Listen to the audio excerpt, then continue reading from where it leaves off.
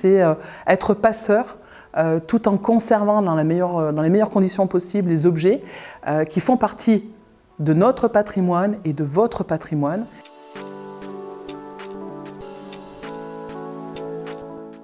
Je m'appelle Nathalie Vidal, je travaille au Muséum Henri Lecoq et je suis responsable du département Histoire des sciences et techniques. Dans mon quotidien, j'ai deux missions. La première, c'est que je m'occupe des collections du Muséum Henri Lecoq. L'autre mission, elle est liée à une mission nationale de sauvegarde du patrimoine scientifique et technique contemporain, que l'on appelle PATSTEC.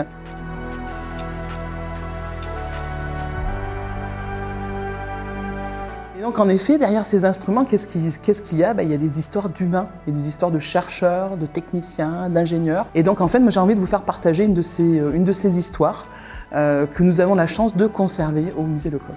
Cette histoire, elle concerne le ballon de Pasteur. Alors cette expérience, elle a été faite par Louis Pasteur, mais aussi par Émile Duclos. En 1870, c'est la Commune. Pasteur ne veut pas rester à Paris et donc son ancien élève et ami, Émile Duclos, l'invite à Clermont-Ferrand. Et donc en fait, Pasteur et Duclos vont reprendre des expériences qu'ils avaient déjà menées sur la fermentation, entre autres, et sur cette histoire de génération spontanée.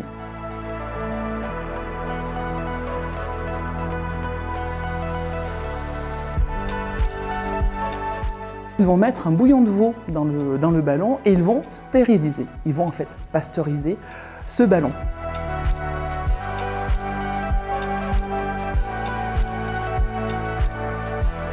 Donc grâce à cette expérience de la génération spontanée, eh bien, les deux chercheurs vont démontrer qu'elle n'existe pas. Donc il faut vraiment faire attention à notre environnement. On est en plein dedans avec ce qu'on a vécu ces derniers mois. Cette expérience a eu lieu en 1870.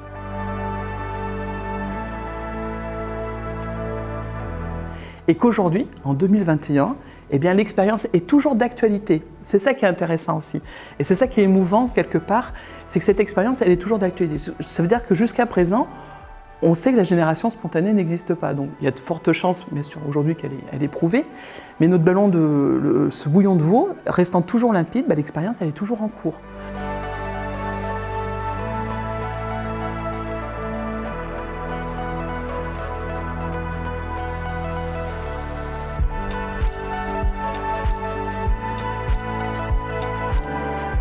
Mais surtout, ce qui est génial, c'est que ces trois personnages, qui à un moment donné, temporellement ou spatialement, se sont croisés peut-être à Clermont-Ferrand, c'est ces trois personnages qui sont à l'origine de l'Institut Pasteur. Donc la première rencontre, quelque part, a lieu à Clermont-Ferrand. Eh bien, la vie d'un et d'une responsable de collection, c'est en effet être passeur, tout en conservant dans les meilleures conditions possibles les objets qui font partie de notre patrimoine et de votre patrimoine. Et c'est pour ça que dans les musées, vous avez aussi des présentations, puisqu'en fait c'est un patrimoine commun. Et nous, on a un peu charge d'âme sur ces objets-là.